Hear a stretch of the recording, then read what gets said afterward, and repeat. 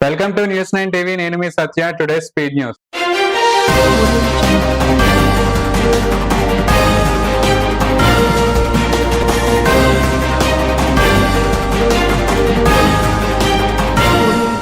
పర్వతాల మధ్య ప్రకృతి అందాల్లో ఉండే నేపాల్లో తరచూ విమాన ప్రమాదాలు చోటు చేసుకుంటున్నాయి. తాజాగా కాఠ్మండూలోని త్రిభువన్ అంతర్జాతీయ విమానాశ్రయంలో టేకాఫ్ అయిన కొద్ది నిమిషాలకే విమానం కుప్పకూలి 18 మంది మృతి చెందారు. అధ్యక్ష రేసులో కొనసాగాలని బైడెన్ మదిలో ఉన్న డెమోక్రటిక్ పార్టీ నేతలు ఆయన్ని బయటకు పంపినట్లు తెలుస్తోంది. ఈ క్రమంలో ఓ సీనియర్ నేత ఆయన్ను నేరుగానే బెదిరించినట్లు సమాచారం. దాయాది దేశాలైన ఉత్తర దక్షిణ కొరియా మధ్య ఎప్పుడూ ఉద్రిక్త వాతావరణమే ఉంటుంది. గత కొద్ది కాలంగా వాటి మధ్య చెత్త బెలూన్ల ఘర్షణ జరుగుతోంది. తాజాగా ఏకంగా దక్షిణ కొరియా అధ్యక్షుడి కార్యాలయం పైనే ఉత్తర కొరియా వ్యర్థాల బెలూన్లు జారవిడిచింది. ట్రంప్ పై కాల్పులు జరపడానికి ముందే దుండగుణ్ణి గుర్తించిన పోలీసులు అతడి కోసం గాలింపు ప్రారంభించినట్లు అధికారులు తెలిపారు. ఈలోపే అతడు భవనం పైకి చేరి కాల్పులు జరిపినట్లు చెప్పారు. అమెరికా అధ్యక్షుడు బైడెన్ గత బుధవారం కోవిడ్ బారిన పడ్డారు. ఇప్పటి వరకు ఐసోలేషన్ లో ఉన్న ఆయన వైరస్ బారి నుంచి కోలుకొని వైట్ హౌస్ కు చేరుకున్నారు.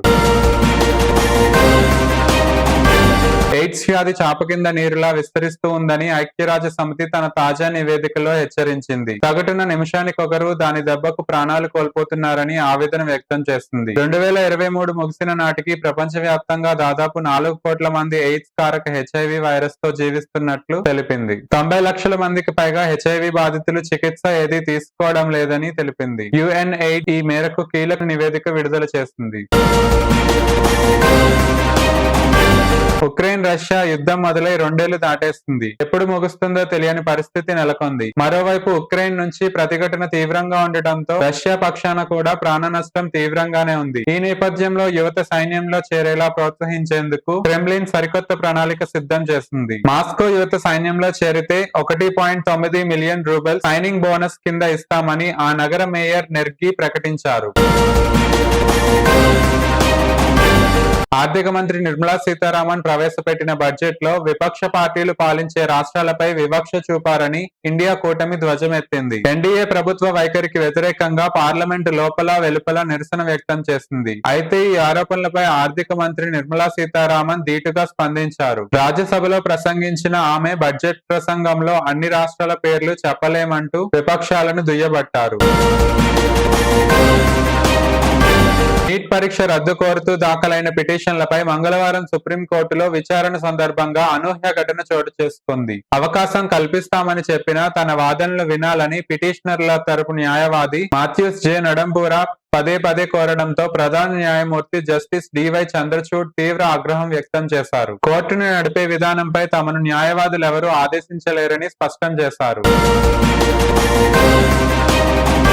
ప్రపంచంలోనే శక్తివంతమైన పాస్పోర్ట్ కలిగిన దేశాల జాబితాను హెన్లీ పాస్పోర్ట్ ఇండెక్స్ అనే సంస్థ విడుదల చేసింది. అంతర్జాతీయ విమానయాన రవాణా సంఘం నుంచి సేకరించిన సమాచారం ఆధారంగా ఈ జాబితాను రూపొందించింది. ఇందులో గతంలో పోలిస్తే భారత్ 3 స్థానాలు మెరుగుపరుచుకుంది. తాజా జాబితాలో మన పాస్పోర్ట్ 82వ స్థానంలో నిలిచింది.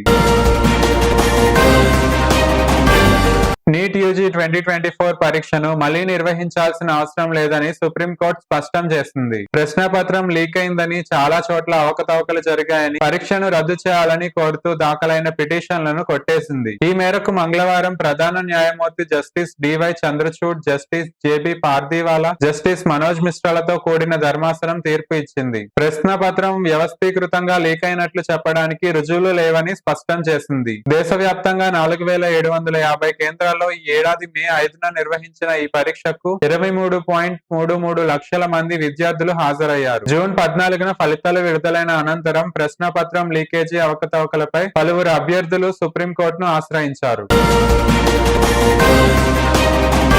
పశ్చిమ బెంగాల్ గవర్నర్ సివి ఆనంద్ బోస్ వ్యాఖ్యలపై ముఖ్యమంత్రి మమతా బెనర్జీ మండిపడ్డారు. కొత్తగా అసెంబ్లీకి హాజరైన 2 తృణమూల్ కాంగ్రెస్ ఎమ్మెల్యేలకు ప్రమాణ స్వీకార సమయంలో రాజ్యాంగాన్ని ఉల్లంఘించారని గవర్నర్ ఆరోపించారు. అందుకు గాను వారు అసెంబ్లీ కార్యక్రమాల్లో పాల్గొనాలన్నా, సభలో ఓటింగ్ లో పాల్గొనాలన్నా రోజుకు 500 జరిమానా చెల్లించాల్సిందిగా ఆదేశించారు.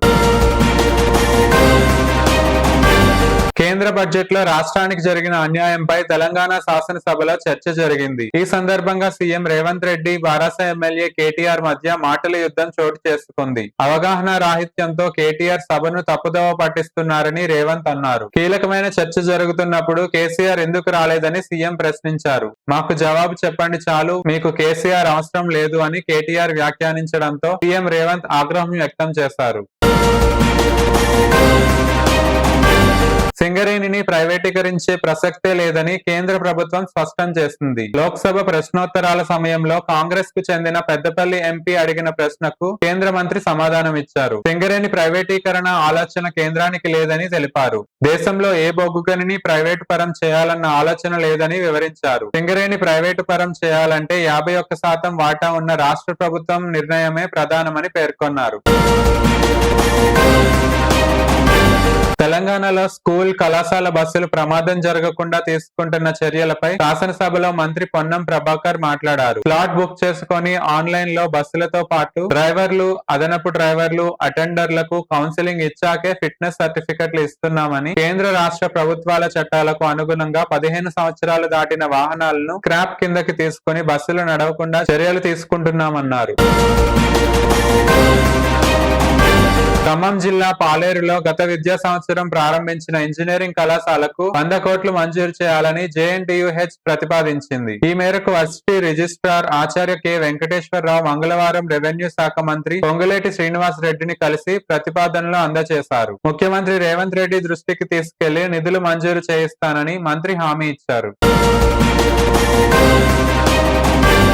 పాత బస్తీలో జియాగూడ పరిధి వెంకటేశ్వర్ నగర్ లో భారీ అగ్ని ప్రమాదం జరిగింది. ఈ ఘటనలో ఒకరు మృతి చెందగా ముగ్గురికి తీవ్ర గాయాలయ్యాయి. ఓ అపార్ట్మెంట్ లోని గ్రౌండ్ ఫ్లోర్ లో ఉన్న ఫర్నిచర్ తయారీ కర్మాగారంలో అర్ధరాత్రి దాటాక మంటలు చెలరేగాయి. ల్యాండ్ టైటిలింగ్ యాక్ట్ భయంకరమైనదని ఏపీ సీఎం చంద్రబాబు అన్నారు. గత ప్రభుత్వం ఏమాత్రం ఆలోచించకుండా ఈ చట్టాన్ని తీసుకొచ్చిందని ఆగ్రహం వ్యక్తం చేశారు. దీంతో భూ యజమానులకు చాలా సమస్యలు వచ్చాయన్నారు. ప్రజలను చైతన్యవంతులను చేస్తే న్యాయవాదులు ఎక్కడికక్కడ ఆందోళనలు చేపట్టారన్నారు. ఈ చట్టం వచ్చి ఉంటే పౌరుల ఆస్తి హక్కును మింగేసే పరిస్థితి తలెత్తేదని సీఎం వ్యాఖ్యానించారు. గుంటూరు జిల్లాలో వైకాపాకు గట్టి ఎదురుదెబ్బ తగిలింది. ఆ పార్టీకి చెందిన పొన్నూరు మాజీ ఎమ్మెల్యే కిలారి రోసయ్య రాజీనామా చేశారు. గుంటూరులో తన అనుచరులతో ఆత్మీయ సమావేశం నిర్వహించిన అనంతరం ఆయన ఈ ప్రకటన చేశారు. ఈ సందర్భంగా వైకాపాపై రోసయ్య తీవ్ర విమర్శలు చేశారు. అన్నమయ్య జిల్లా మదనపల్లిలో సబ్ కలెక్టరేట్ కార్యాలయంలో జరిగిన అగ్ని ప్రమాదంపై అన్ని కోణాల్లో విచారణ జరుగుతోంది. తాజాగా అగ్నిమాపక శాఖ డాక్టర్ పివి వెంకటరమణ ఘటనా స్థలానికి చేరుకొని పరిశీలించారు. మంత్రులను మాయ చేసేలా కొందరు అధికారులు సమాచారం ఇస్తున్నారని అసెంబ్లీ లాబీలో చర్చ జరిగింది. మంత్రి డోలా బాలవీరాంజనేయ స్వామి మధ్య జరిగిన సంభాషణలో పలు విషయాలు చర్చకు వచ్చాయి. గత ప్రభుత్వానికి సంబంధించిన సభ్యులు అడిగే ప్రశ్నలకు సరైన సమాధానాలు ఇవ్వడం లేదంటూ అధికారులపై పవన్ కళ్యాణ్, డోలా బాలవీరాంజనేయ స్వామి ఆగ్రహం వ్యక్తం చేశారు.